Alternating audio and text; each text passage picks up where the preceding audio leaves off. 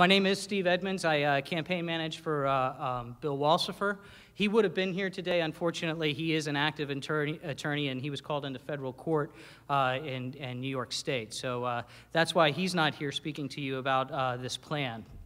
So with that in mind, I'm going to go over a couple of things real quick about libertarians and why we get into all this stuff, and a little bit about Bill's candidacy, and then I'm going to talk to you about hemp for water as a plan for Florida. So as Pete alluded to, libertarians have been in the battle for ending prohibition against hemp and cannabis for, well, since their inception, since the early 70s. We are the party of freedom. We are the party of individual choice. We are the party that hopefully everybody is going to be running to from the other two that don't necessarily look out for your best interests. And that's why we're growing faster than any other party in the state of Florida. Because we do have a platform that isn't regulated to particular agendas or particular priorities of a large national party. We have a platform that is situated on one basic premise: do no harm. Do no harm to your neighbors. Do no harm to the people that surround you, and then you have the freedom and the liberty to do whatever it is that you want, because that's what the United States is about. And this fight that we're talking about, involving hemp and cannabis and a simple plant, really goes down to the root of our foundations in this country, which is to be able to be free from persecution from other interest groups, and to be able to live and celebrate and be an individual. Unfortunately, we've lost our way in this country, and we need to take it back. One of the ways that we can take it back is to be proactive and to be involved in our political system. Now, aside from hemp and cannabis, because Bill has been involved in both of these issues for a long time. You may or may not know that Bill Wohlsifer was one of the drafters of the Kathy Jordan Medical Cannabis Act. He has been involved in this fight long before he was involved in politics. He turned 60 yesterday, and the reason why he decided to go after an attorney general's position after not holding any political office his entire life is because this is his way of doing his civic duty. He plans on running this election, winning this election, and then retiring after he's done with his term in office, something that we would hope that most of our politicians would do, something that our founding fathers intended our politicians to do, which is basically serve your time, do your civic duty, and then go back to whatever profession or whatever life you had beforehand. It was never envisioned to be a career for cronyism and the consolidation of power, which leads to tyranny. And that's what libertarians are about, is avoiding that consolidation of power and that tyrannical inevitability. So some of the things that Bill's for is obviously hemp for water. He's obviously for medical marijuana or medical cannabis. He's also has quite a few other ideas about what are important. One of the things you might be interested in that goes along with this topic is clemency. We spend at least $18,000 a year per inmate in the state of Florida. When you take and you multiply that by the number of individuals that are in the state of Florida prison system for nonviolent crimes, i.e. the war on drugs, you're looking at an incredible amount of money, to the tune of at least $500 million a year saved if you enact a clemency that will release 25% of those criminals that have been labeled so, of those nonviolent people that did nothing but decide for themselves that they were going to make a choice that the state deemed wrong and the state deemed illegal. These are family members. These are people that didn't have criminal records before. These are people that didn't do any violence in their crime whatsoever. And these are the people that we are putting in cages for a choice of their own doing. It also, if you take a look at the prison records and you look at the incarcerees, and you really start to break down the demographics, you start to understand the insidious nature behind what the war on drugs is. And you look at the fact of the matter is that we have instituted and allowed institutional racism. And there's nobody else that's willing to talk about that other than our party, and that's a fact. You know, you take a look at the number of incarcerees across the board, and out of the people that we are putting in our jails nationwide, it's now something like 3.5 million. Of that, 54% of them are there on nonviolent crimes. Of that population that's over 1.5 million, 80% of them are minorities. Of that population that 80% are minorities, over 90% are African American. We have continued institutional racism, and we support it through the war on drugs. My personal story is that I was going to school at University of Central Florida, working on my bachelor's and master's there, and I was writing my thesis, and this is where I came to the realization of exactly how unconstitutional the war on drugs is, and how manipulative and purposeful it was. A lot of people think that recreational or medical is outlawed or prohibited because the government wants to control behavior. How many people think that? There's a few people that are willing to admit that. I'm betting that a lot of you thought of that before we started today. The fact of the matter is the money, the economics, isn't in medical. It isn't in recreational. It's in volume. It's in mass. It's in industrial. Okay? Industrial hemp has no narcotic value. We've already covered that today. It has less than 0.3% THC, and you could smoke the whole field and not get high. Why do you think in the early 30s a propaganda began and a word was invented? Anybody know? You guys know what that word is, right? Not reefer, marijuana. Marijuana was invented to be a negative word on purpose. It followed with the reefer madness, and it was inculcated into society as this danger drug that would make the field workers go crazy and rape the women of the land. That's straight from reefer madness. That's the way that it was sold. That's the way it was perpetrated, and generations in this country bought it hook, line, and sinker. Well, if you look at 1937 with the Marijuana Tax Act and the players that were involved around that, and you look at how that went through Congress, it didn't go through with the blessing of the American Medical Association because they didn't know what marijuana was compared to cannabis.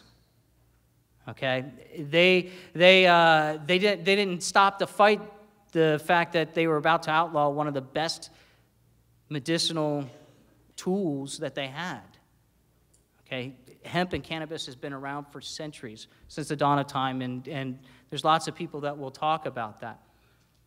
So this whole idea of industrial hemp as one of our largest crops throughout the country, as a crop that Washington himself said, if you're going to grow anything, grow hemp, because it's so versatile and it's such a profitable crop, and it can be used for so many different things, and it can build our economy as a young country. We experienced the availability and the benefits of hemp all the way up into the early 30s in this country. Okay, so along that time, through propaganda, through demonizing this plant, we were also creating a situation where we could control our society through their behavior, you know, through incarcerating them if need be.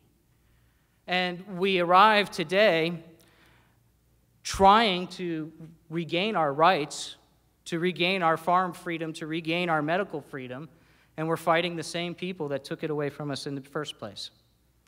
Now, I'm not going to name any names, but most of them are pretty readily available on the web. They're large corporations. One of them starts with a D. We'll just leave it at that.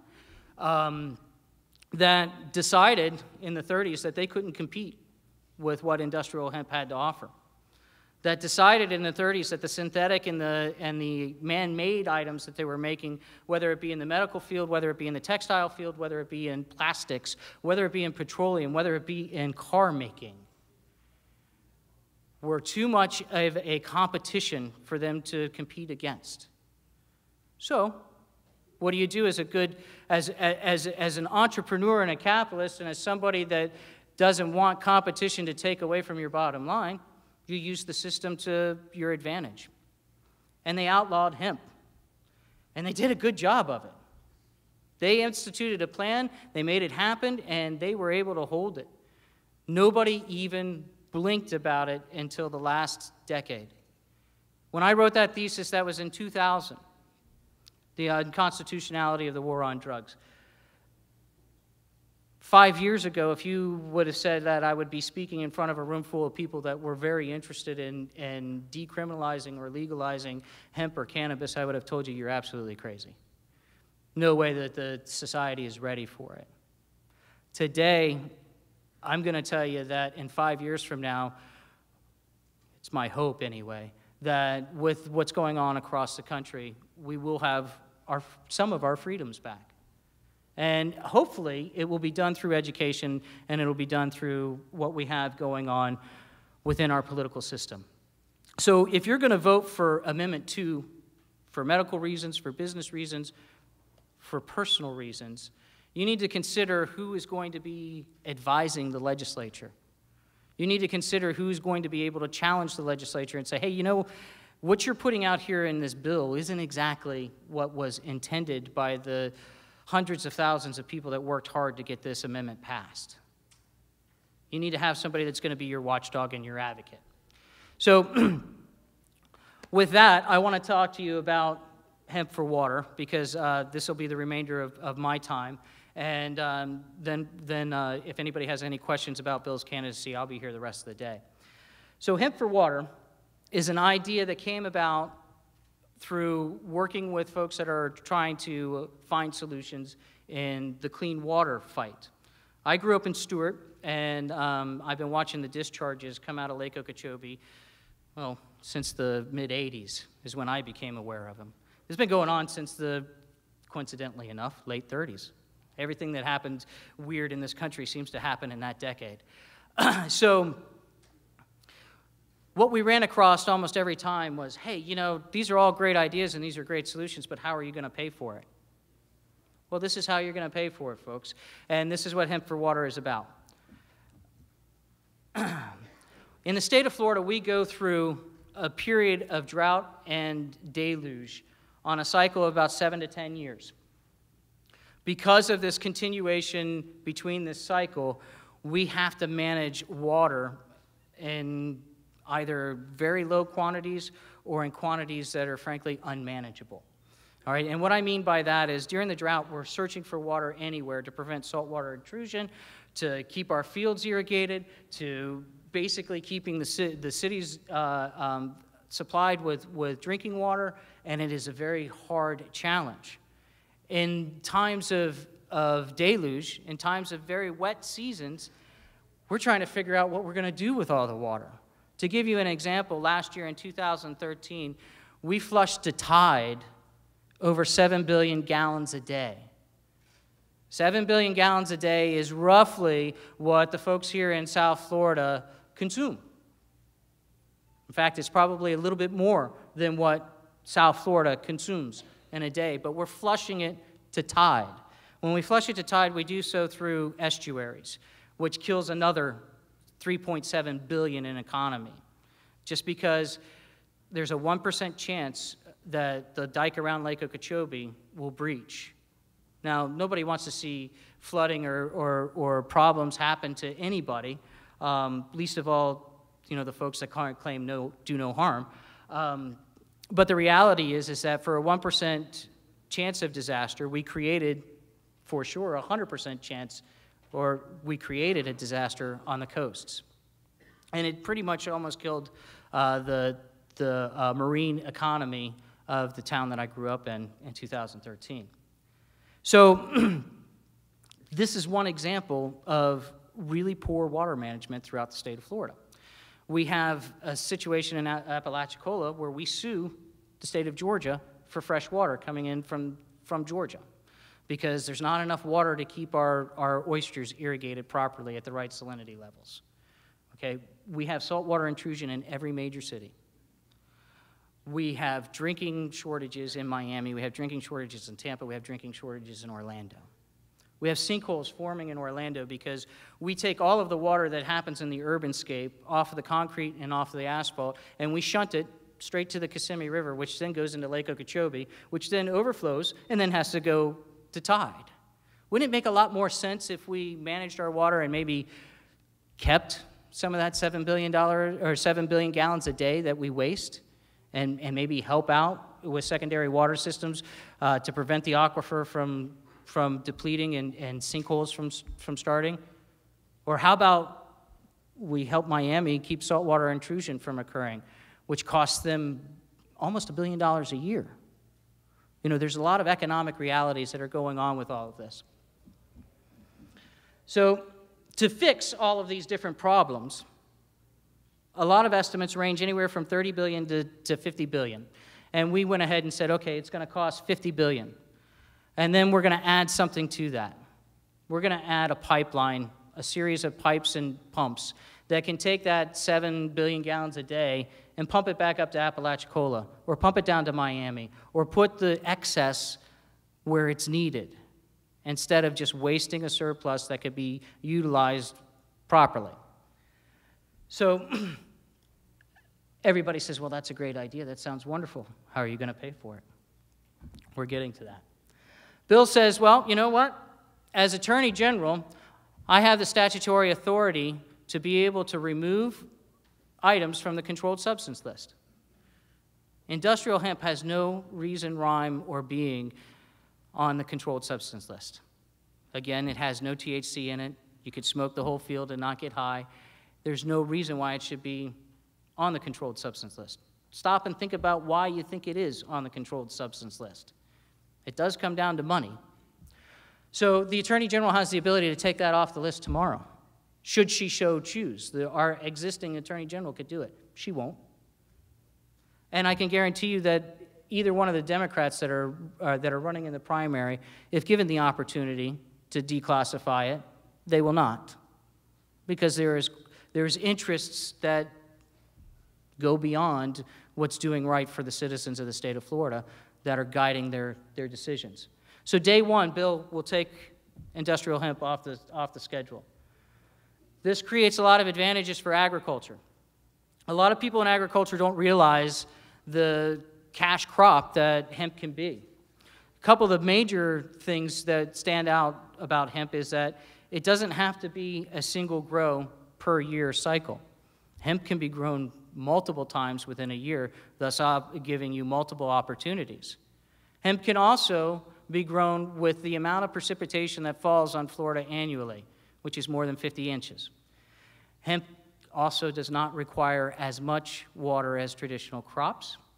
Hemp is also a soil replenisher, which means that it can be a cover crop, which means that our tomato growers, our strawberry growers, our watermelon growers, instead of putting flax or some other kind of cover crop, can put down a cover crop that's actually going to make them an extra $600 to $900 per acre. That's where the money is, folks, okay? It will also give them an opportunity to provide for Florida, which is one of the largest importers of hemp and hemp materials, not only in the country, but in the world. So we reverse a negative cycle when we do this, and we start to bring back our freedom. We elect somebody that's willing to open up markets and provide opportunities for our citizens. If the markets open up, we take the revenues allocated. And what we mean by this is we'd like to exempt anybody that's dealing with industrial hemp, and this will take legislative action. Bill can't do it on his own, but the proposal is to exempt any industrial hemp activity from regular taxes and put in its place a hemp excise tax and allocate those taxes, those revenues, directly to the water infrastructure, allowing us to be able to find a way to pay for it. So if we do this along with some of the other opportunities that are out there, we find that we can solve this problem with just this alone in 40 to 80 years, depending on how high we make that hemp charge. I'm going to skip through because I only have about 5 minutes left, I'm told. And I can get through some of these specifics later on the outside if you'd like. But these are some of the numbers broken down. Agriculture is going to give you $2.1 billion. Processing, $1.4. These are some of the top ideas of what hemp can be used for, giving you $1.8 billion. And this is just the economy that's generated. These aren't revenues. This is just economic activity. Okay? Distribution is probably about 10 times low. Sales is probably about 2.5 times low. All of these estimates were done on the low side, so when somebody says, well, 9.6 billion sounds awfully high in terms of economic availability, I can go back to them and say, well, work the numbers and look at it very closely, because you'll find that that's actually about half the estimate of the reality of what could happen. Okay, so again, we're reversing the negative cycle. Some of the areas of critical concern are these areas, and they're spread across the entire state. And right now, all of the legislatures are saying, well, we don't know how to pay for this. Well, we're going to offer you an ability to pay for it, and we're not going to touch any existing budget or any existing allocation. Okay? This can solve so many problems in the state of Florida. If we decide that we want to add a couple of things that are going on politically to this, this is what happens, by the way, if you do it just by itself. At 15%, it takes 42 years to reach $60 billion. At 5.5, which is the corporate tax rate structure in the state of Florida, it takes 113 years. Now remember, it took us 88 years to get us this screwed up. So these numbers aren't too far off. But if you want to do it a little faster, you add medical marijuana and 2.9% tax on that. You want to do it a little faster? You add Amendment 1, which is 33% of the dock taxes, okay? Now, Amendment 1 can either go for land or water conservation, and assuming that you're going to get 100% out of Amendment 1 is kind of naive, but this is a proposal, a place to start, a place to begin the discussion. So if you add Amendment 1 with 33% of the dock taxes, no matter what your percentage that you do for hemp for water, you pay for that $60 billion in less than 20 years. That's pretty huge, folks. So once we get done with that, we reverse the negative cycle. Because if we can fix our water infrastructure in 20 years, which would be amazing, by the way, because the way that they're talking about it now, you're going to fix 10% of it, and it's going to take 30 years, and you're not going to have a fix. But now, 20 years from now, we can pick out the next problem. What's it going to be? Is it going to be transportation? Is it going to be education? Is it going to be providing for our seniors? What is it that we can do that we have a dedicated source of revenue for? We can do a lot in this state if we decide that we want to run our own government. And we do that by taking the reins, getting out, and we go and vote for the right people. Okay? So folks, that's hemp for water. That's what we can do to take advantage of our own situation and our own opportunities. And that's how we can do it without affecting any existing budgets or any existing allocations. Thank you very much.